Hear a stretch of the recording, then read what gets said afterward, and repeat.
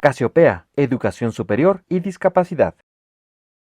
Yo soy Joaquín Alba Ruiz Cabañas, titular del área de discapacidad de la Comisión Nacional de los Derechos Humanos. De acuerdo al panorama de México, ¿cuáles son los derechos de las personas con discapacidad? ¿Qué propuestas de políticas públicas darías? Mira, el marco en el que México debe tomar en cuenta es el Tratado Internacional que es la Convención sobre los Derechos de las Personas con Discapacidad. Este tratado fue ratificado en México desde marzo 2008, digamos un poquito más de 10 años, digamos, buscando de que esta convención sea más difundida y sobre todo más entendida en la sociedad mexicana.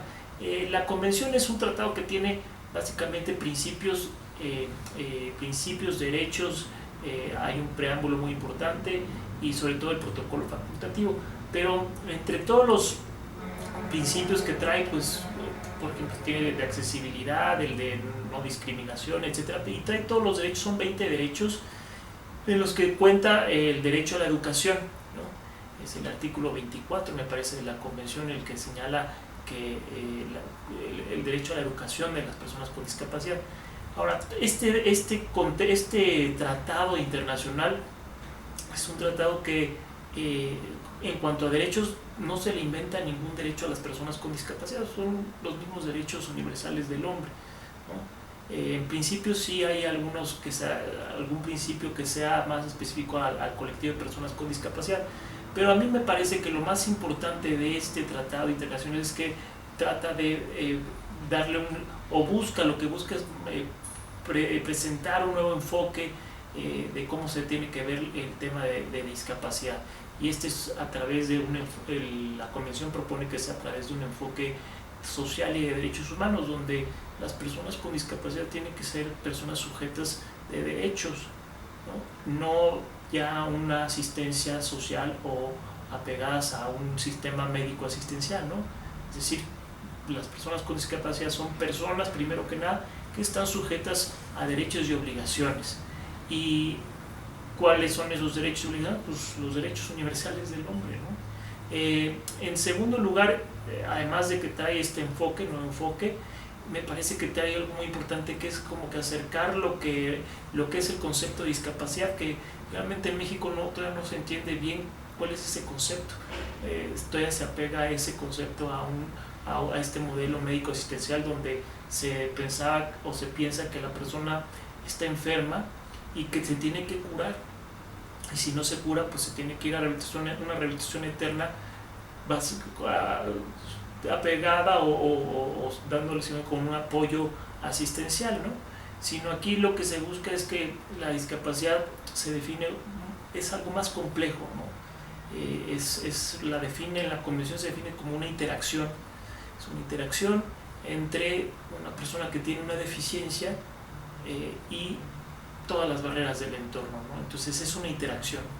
La discapacidad es resultado de una interacción entre una persona que tiene una situación, una condición o una deficiencia, cuando interactúa con su entorno, que está lleno de barreras, ¿no? Barreras físicas, barreras de actitud. Una barrera de actitud muy importante es la discriminación.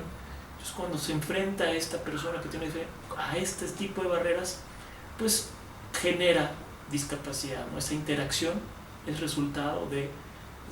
como resultado la discapacidad, y no es una situación en que podemos decir la persona tiene una discapacidad, porque nosotros no tenemos discapacidad, tenemos una deficiencia, puede ser motriz, sensorial, intelectual o mental, ¿no? Que cuando interactuamos con diversas barreras en el entorno, se presenta la discapacidad, ¿no? Es un resultado, la discapacidad es un resultado.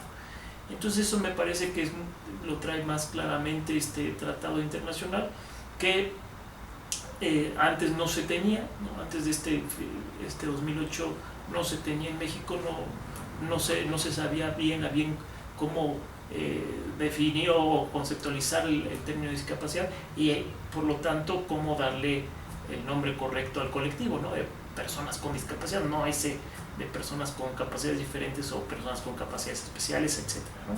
O discapacitados. Entonces esta convención trae toda una serie de, digamos, directrices, de guías para atender los derechos de las personas con discapacidad a través de principios. Por ejemplo, un principio muy importante es la accesibilidad o la no discriminación, ¿no? Entonces, son varios principios que aquí señala la Convención. Y entonces este tratado internacional se convierte en un referente fundamental desde un marco jurídico hasta un marco de acción. Es decir, ¿no? Te va diciendo en cada uno de sus párrafos, te va diciendo, bueno, en la educación los estados partes se comprometen a esto y esto. Y es a través, primero que nada, que tienes que ver la parte de leyes que hay y armonizar, ¿no? Digamos, este sería un primer avance, una primera tarea, armonizar con relación a la convención. Políticas públicas, yo diría, esa es fundamental, la armonización, el proceso de armonización, que no se refiere nada más a las leyes de personas con discapacidad, a la Ley General de Inclusión y Desarrollo de las Personas con Discapacidad, sino a todo lo que tiene que ver con los derechos de las personas con discapacidad. Es un principio y es un derecho que es transversal, ¿no? Tiene que ver con todos los derechos y tiene con todas las actividades. Y yo me voy más allá, no nada más de personas con discapacidad, sino de toda la sociedad mexicana. La accesibilidad beneficia a las personas con discapacidad, pero también beneficia a otros segmentos de la población. Entonces, me parece que una política pública se sugiere que se atienda el tema de accesibilidad, porque es un principio y es un derecho llave a acceder a los demás derechos, ¿no? El de la educación, por ejemplo, ¿no? La accesibilidad en el tema de educación es fundamental para las personas con discapacidad.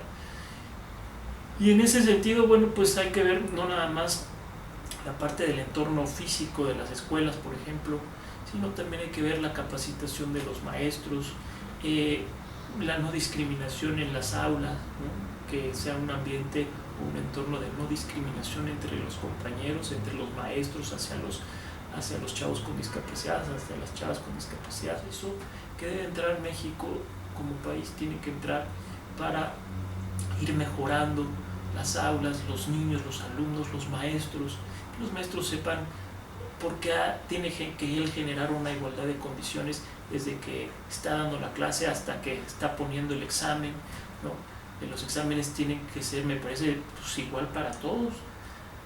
Pero si este chavo es ciego, pues tiene que tener el acceso al mismo examen que cualquier otro. Entonces él tiene que hacer, digamos, un ajuste razonable para que tenga acceso al examen.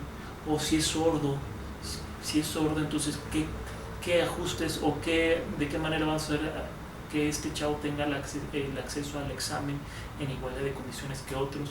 Si se les van a dar los libros, pues qué se le tiene que dar si hay una persona con una discapacidad intelectual en el aula, qué tal si necesita un libro, digamos, con una fácil lectura, ¿no? Entonces son varios elementos que tenemos que ir en el ámbito de la educación. México tiene que ir entendiendo y mejorando, ¿no? Y por eso es un proceso, ¿no? O sea, no es que mañana en la ley y todos ya lo entendemos y generamos un ambiente de felicidad y de plenitud para todos.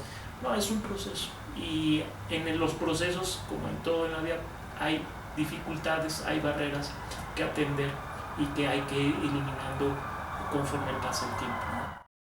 ¿Quieres saber más? Tenemos bibliografía en nuestra página. Visítanos casiopea.com.mx.